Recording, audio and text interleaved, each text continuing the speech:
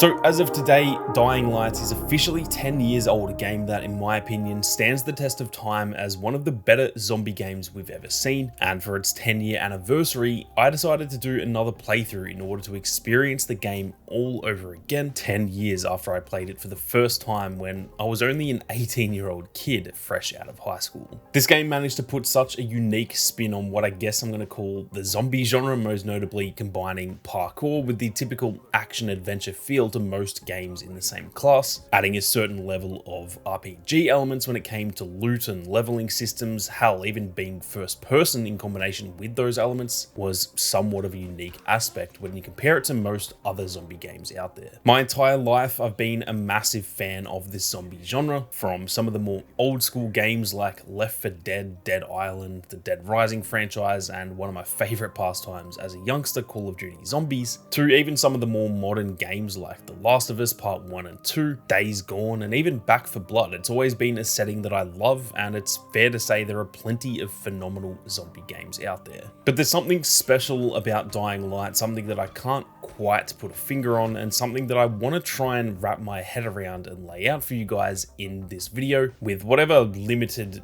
dumbed down Aussie vocabulary that I have anyway. Because as brutal, terrifying, and chaotic as this game can be at times, given the setting and just the pure fear that comes with being chased by a swarm of volatiles at night, it's also strangely relaxing at times. There's a certain calm and comfort to this game that you wouldn't normally associate with a game of its style, and it's really hard to explain without trying to look a little bit deeper. And so today, 10 years on from the launch of Dying Light, we're going to be taking a deep dive into everything that made this game what it was, from the setting and the open world, to the basic yet thrilling combat, the insanity that was the parkour, and who could forget the amazing story, all of which combined to make this game not only an astronomical success, selling over 20 million copies, but also a bit of a cult classic within the player base.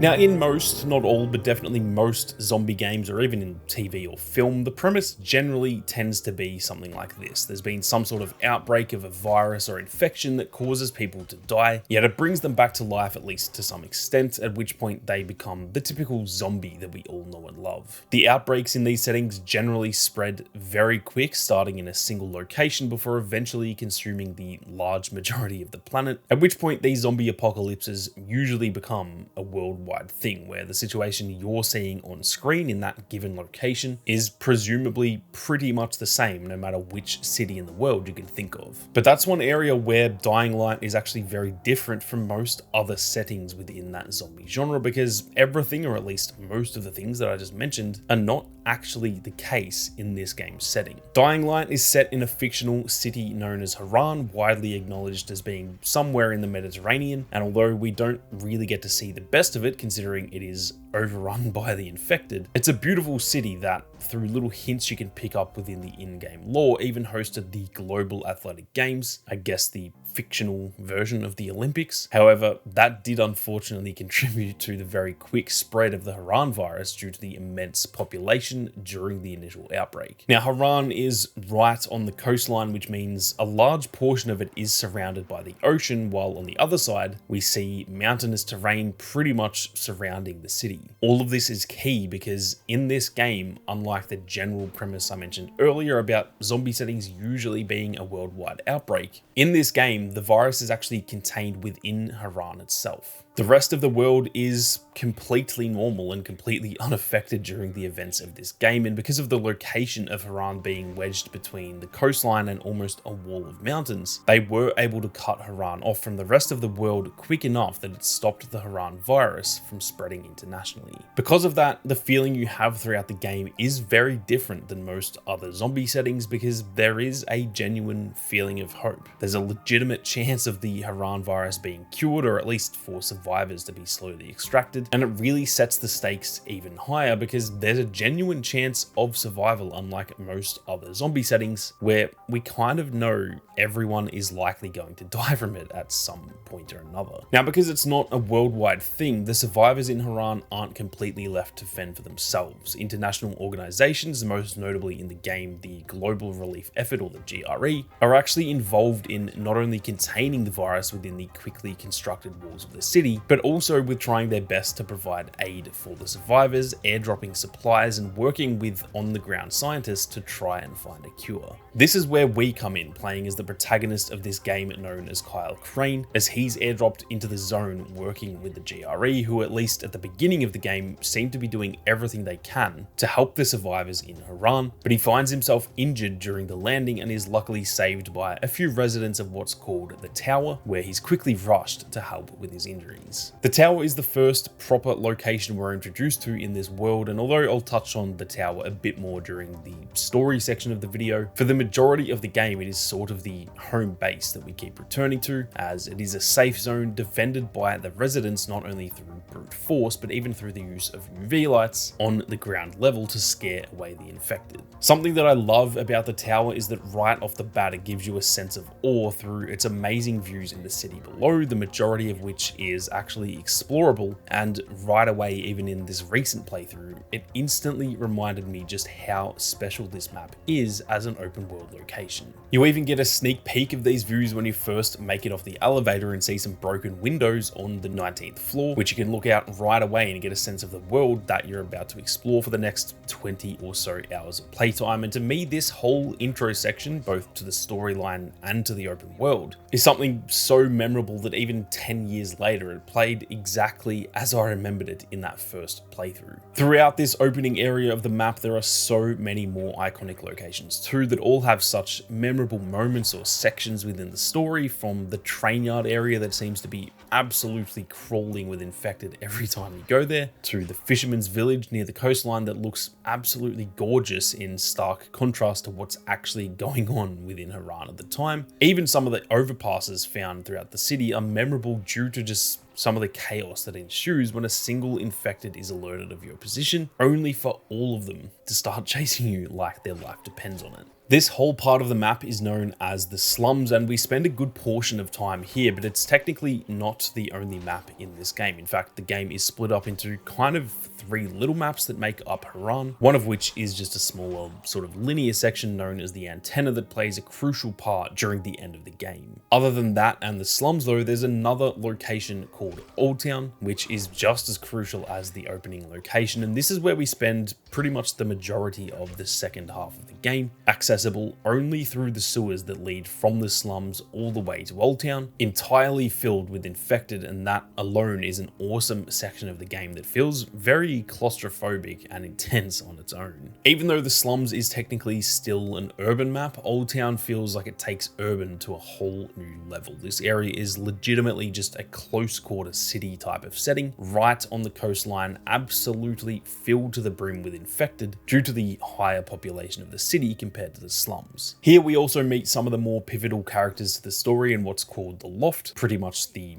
Old Town equivalent of the Tower, where survivors have stayed far away from the ground level, even having built zip lines from the building to different areas of the city to navigate just that little bit easier. Both Old Town and the slums are such iconic maps to me as a long-time fan of this game. It felt like I could still remember the layout and the key locations all these years later, and to me, the incredible design of this open world is pretty much the glue that holds everything in this game together, not only looking great, but being perfectly designed to stay realistic, while also allowing players to traverse the city with the amazing parkour that was absolutely pivotal to the game and its success. Now, one thing that I haven't mentioned yet, which is one of my favorite parts of the game realistically, is what happens once the sun goes down. Hell, it's such a crucial element that they pretty much named the game around this. While the world is already tricky to navigate during the day, as even a handful of enemies can become overwhelming at the best of times, well, at nighttime, it gets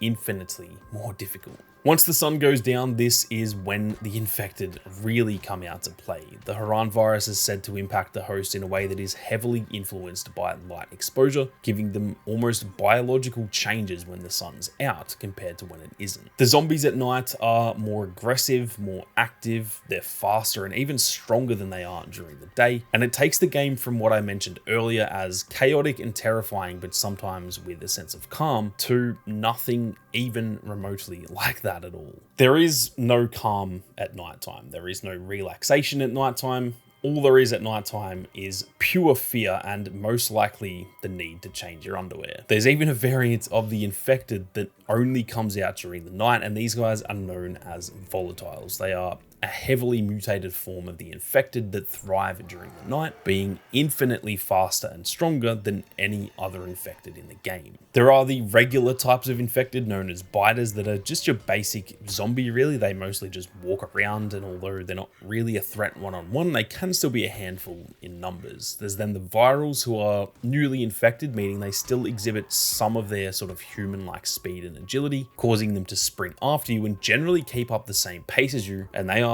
definitely more of a handful than the biters. But then there's the volatiles, the worst of the bunch in this game. The virals, like I said, they keep up the same pace as you, but that means if they're 10 meters behind you, then you should be able to maintain in that distance. But the volatiles, they are way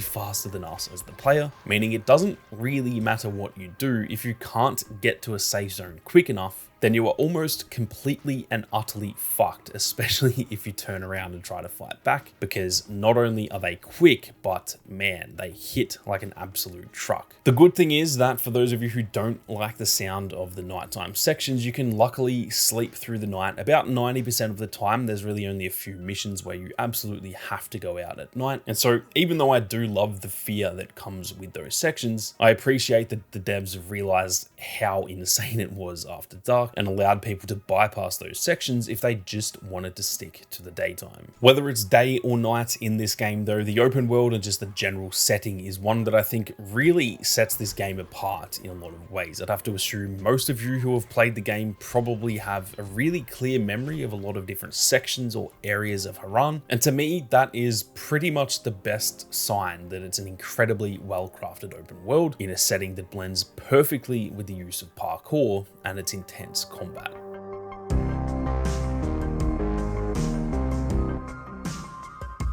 Now, the combat in this game, for those who'd played Techland's previous games in Dead Island, is pretty much an identical combat system to those games, building on the already successful formula and eventually through the use of the skill trees, evolving it quite a bit too. Being first person, it makes the combat feel very up close and personal, very brutal, and in a way pretty realistic as well, which perfectly suited the tone of the game, because I think third person wouldn't be quite as confronting or dangerous as it feels in Dying Light. The combat contains a few different aspects, with the major focus being hand-to-hand or melee related combat, such as the use of baseball bats or machetes. And I'd say for the very large majority of the game, this is pretty much your only way to deal with the infected or the human enemies that you'll find around the city. While it looks relatively easy watching someone else play, and to be fair, it's probably fairly easy on the easier difficulties, the combat is fairly hard in this game at times, especially when you're in a high population area being rushed by multiple enemies all at once. One-on-one, they're pretty easy to deal with, but as soon as you get 2, 3, or even 6 or 7 trying to take a bite out of you, it's pretty easy to get overwhelmed and in turn lose control of the fight pretty quickly.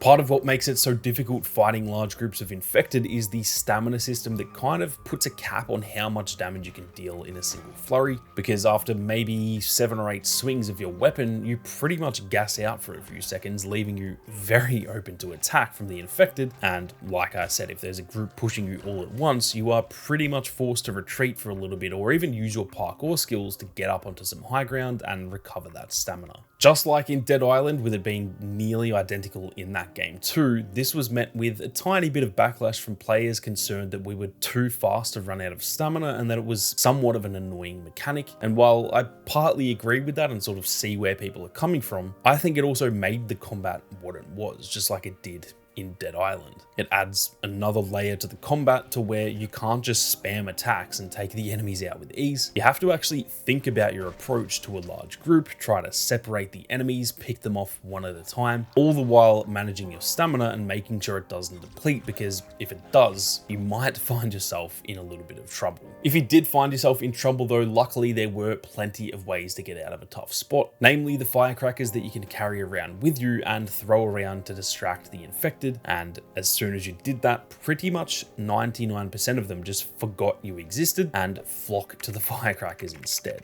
While that mechanic was appreciated more often than not for me in this recent playthrough because I really only used it when I was on the brink of death, it was also maybe a little bit overpowered, and I genuinely think I saved myself from like 30 to 40 deaths purely because of the firecrackers. And that's one thing that I think Dead Island did maybe manage a little bit better, in that there wasn't really an easy escape when shit goes down, though I guess the zombies were also a bit easier in that game too, so it kind of evens out at the end of the day. On top of the melee combat though, once you progress through the game, you are able to unlock some ranged methods of attack earlier on in the form of throwing stars and molotovs and stuff like that, but later in the game, ranged weapons can come in the form of firearms, which, although they're fairly rare and also have some drawbacks with the sound, are incredibly overpowered to the point that I actually tried to avoid using them as much as I could. While it is obviously realistic, the guns are almost all a one-shot headshot to any infected enemies other than really the big guys or the volatiles. And even to human enemies who are generally harder than the average zombie due to their own range with firearms and also smarter movement behind cover, the guns were still mostly a one-shot headshot except for enemies who maybe had a helmet or certain kinds of armor. That being said, even though they made it a little bit too easy at times, I think it was a good decision from the devs, because if it's too easy, you can just easily do what I did and mostly avoid them other than the more difficult or chaotic sections. While for players new to this genre or maybe younger players, I'm sure the firearms might be the single thing that actually allowed them to beat the game in the end, due to how difficult some of the later sections get. It turns from a relatively easy game at the beginning to a pretty hardcore survival game by the time you're about 60 to 70% finished with the main story. The combat of Dying Light, while very basic at the beginning and realistically pretty identical to Dead Island, evolved enough throughout the game that it felt like a very solid upgrade to their previous games, and while it's hardly the best combat a game has ever seen, I think in combination with the setting, the first-person perspective, and especially the parkour, it did exactly what it needed to do in order for this game to feel enjoyable, challenging, and most importantly, very, very immersive.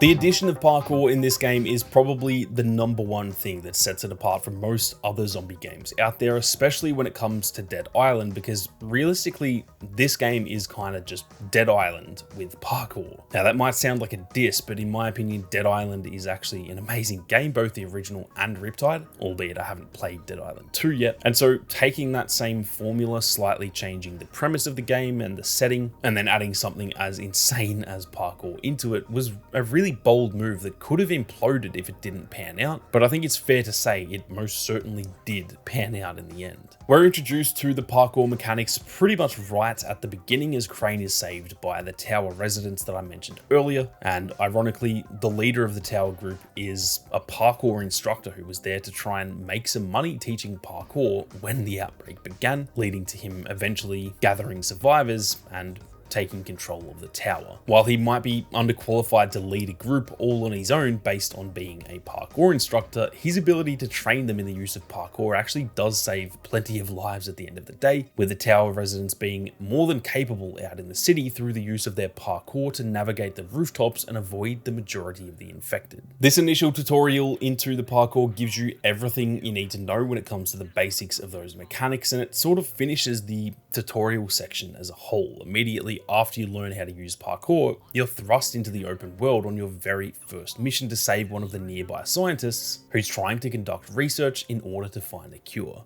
Parkour in any video game or just general movement really can often be quite clunky and therefore not really that fun to play, but in my opinion they really nailed it in this game to where it's super fast and smooth. You're not climbing things for ages to get onto a rooftop. You're not jumping across a gap only to miss the edge and fall down. It felt like it perfectly blended, I guess, semi-realism with just making sure the gameplay was fun first and foremost. I remember way back to when the trailers were coming out for this game, and it was pretty hard to tell if the parkour was kind of just thrown into this game as almost a bit of a gimmick to try and make it look cooler or sell more copies. It didn't initially seem like it made much sense because parkour isn't really something you associate with a zombie apocalypse. But that could not have been further from the truth, because not only is it just a fun gameplay loop to have, it also ties in perfectly with the setting and the combat to really make those other areas shine. Parkour was absolutely crucial to your survival in this game. It was crucial for the exploration side of things too, and I think that showed some really solid game design that they were able to blend it all together like that.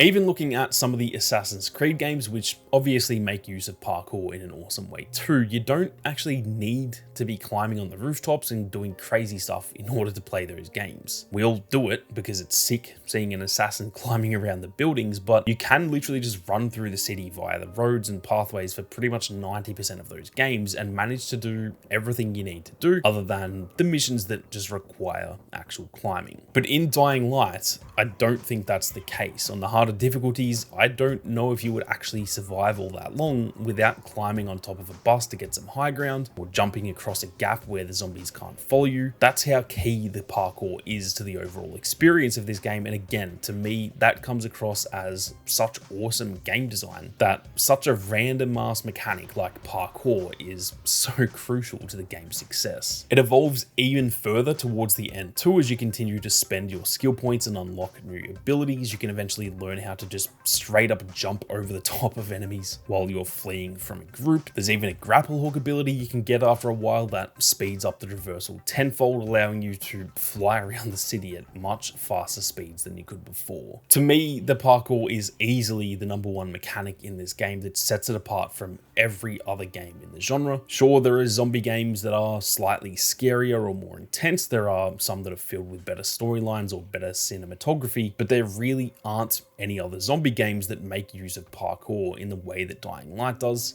And it's clear that this is one of the main reasons this game was able to set itself apart from the rest.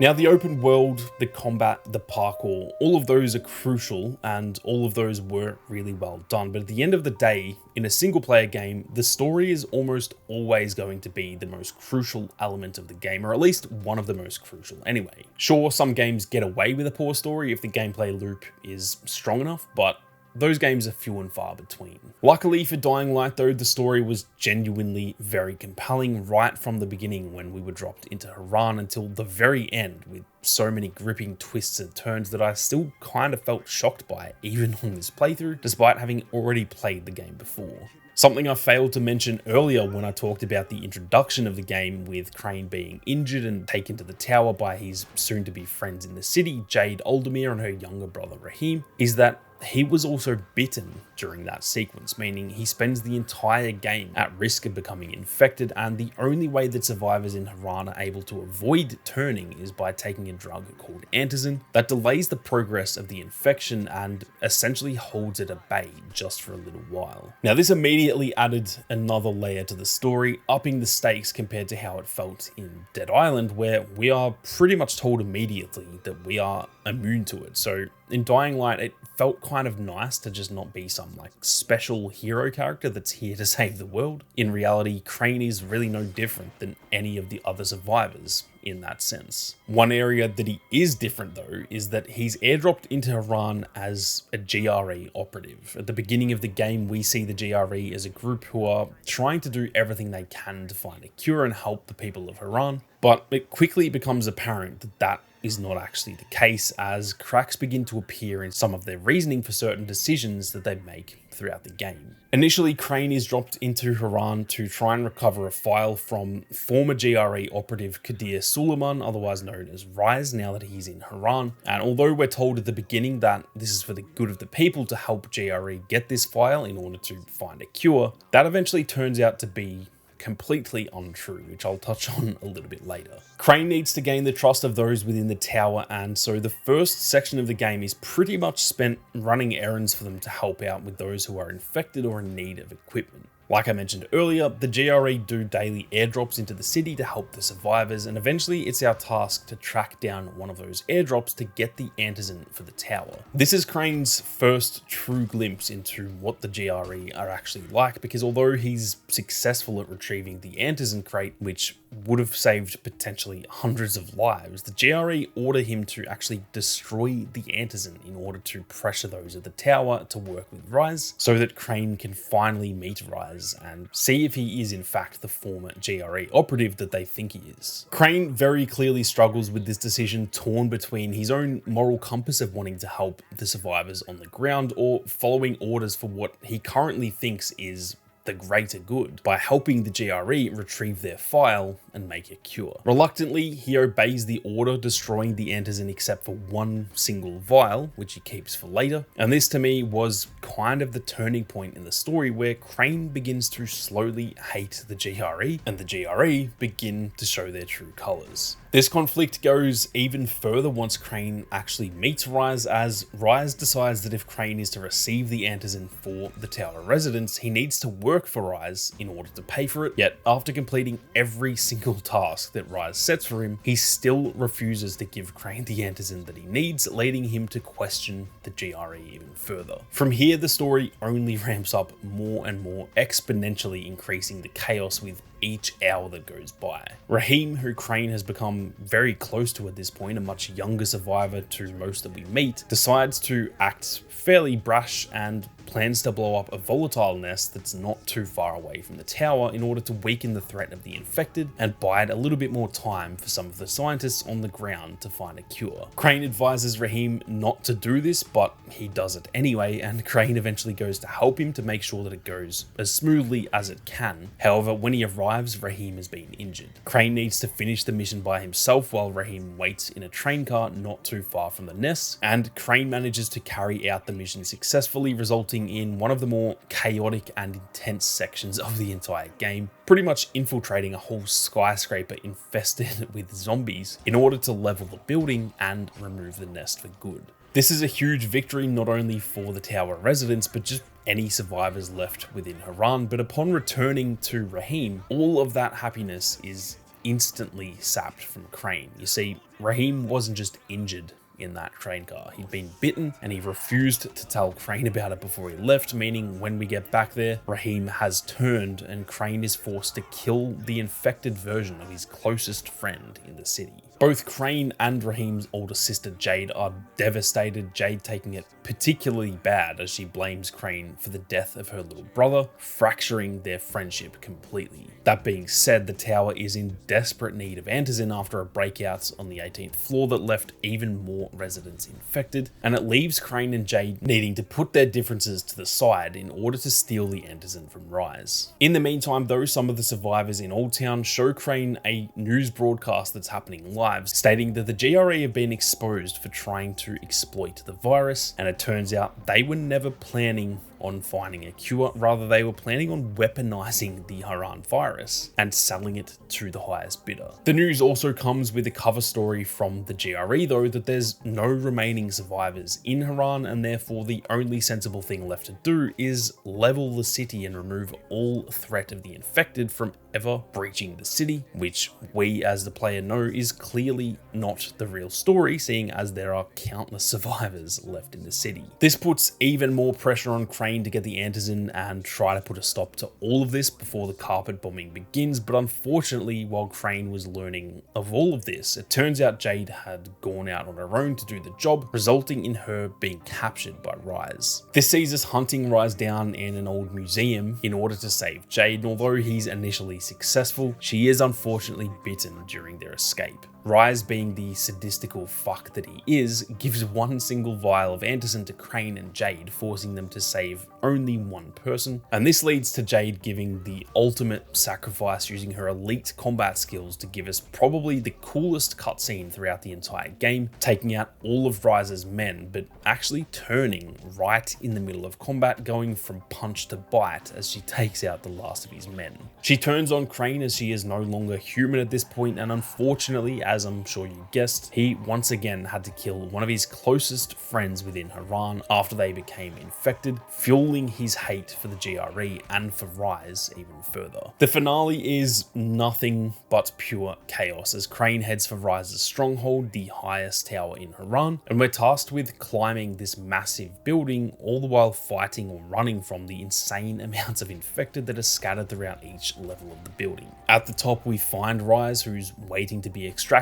from the city by the GRE in order for them to finally retrieve their file after all this time. But Crane has something to say about that. The two tussle in a final confrontation that's full of twists and turns, looking at one point like Crane had all but lost, but eventually he does manage to win the battle, and we finally get to see the satisfaction of Rise falling, may I say, a very, very long way to his death. The GRE are desperate to get their file, and so they offer Crane the chance to extract from the city instead, but he refuses. He knows what the GRE will do with that file, and instead, betrayed and angered by everything that's happened, he decides to side with the survivors. He decides to stay in Haran, committed to helping the survivors in the tower and just the rest of the city. And the story, pretty abruptly might I add, ends in a place where we really have no idea what's going to happen to the people of Haran. This story, from the very first minute of the game until the very end, kept me so hooked and so excited to see what happened, both in my first playthrough all those years ago, and even in this most recent playthrough after forgetting some of the key plot points 10 years later. Crane's story is a very bittersweet one, to say the least. He's cast into a world that is nothing but danger without really knowing what he's doing, and after earning the trust and friendship of many survivors, he has to endure the pain of losing so many of them, while simultaneously being betrayed by those who initially sent him there. It's fair to say that I am beyond excited to pick up Kyle Crane's story once again in the third installment later this year, Dying Light the Beast. This game laid out some incredible groundwork for what could be an awesome addition to the story in the new title, and 10 years later, I think there are a lot of people who are excited to see where this story picks up. So to tie the video up, I think it's probably pretty obvious at this point that this is up there as one of my favorite zombie games of all time. While there are definitely some that are better games overall, there's just something about Dying Light that holds such a special place in my heart. It's such a memorable game, and like I mentioned at the beginning, there's that sense of calm that I got from returning to this world on a new playthrough. Like I was back at home after all these years, free running across the rooftops in the city of Haran, all the while being chased by a bunch of infected. And although there are definitely moments of pure fear and chaos, it's somehow so peaceful at times in this world. With Dying Light the Beast coming out this year, if any of you are interested in this game, I would highly recommend giving Dying Light a playthrough before the new game comes out. After all these years, it still plays incredibly well and hasn't missed a beat when it comes to the visuals either. There really is no better time to play the timeless classic that is Dying Light. For those still watching all the way through to the end, I just want to say a massive thank you for all of the support, and if you did enjoy this video, be sure to consider subscribing, as there is plenty more content on the way just like this. Next up, I'm actually going to be covering Assassin's Creed Brotherhood, my personal favorite game in the Assassin's Creed franchise, and I cannot wait to take you guys on another trip down memory lane with that classic as well. Thank you all so much for watching. You guys have a great day, and I'll catch you all in the next one.